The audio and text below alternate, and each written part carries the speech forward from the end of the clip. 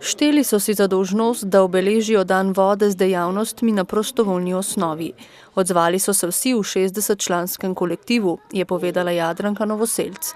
V mladinskem centru so za otroke pod mentorstvom profesorja z brežiške gimnazije organizirali delavnice o vodi. Bili so zelo radovedni, zdi se mi tudi, da so bili zadovoljni s poskusi. Obljubili so, da bodo doma naučili tudi nekaj novega mamice in očke. Drugi del akcije se pa v bistvu odvija na bregovih reke Krke in Save. Čeprav se je odnos ljudi do varovanja okolja izboljšal, so bile vreče za smeti hitro polne.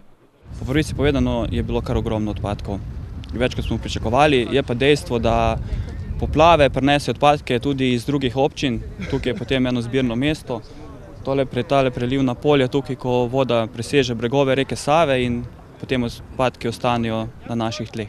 Kljub vsemu se je ravnanje ljudi z odpadki v zadnjem desetletju bistveno spremenilo. Manj je črnih odlagališč. Ljudje bolj spoštujejo nasvete komunalnih podjetij, še pravijo v brežiškem javnem podjetju.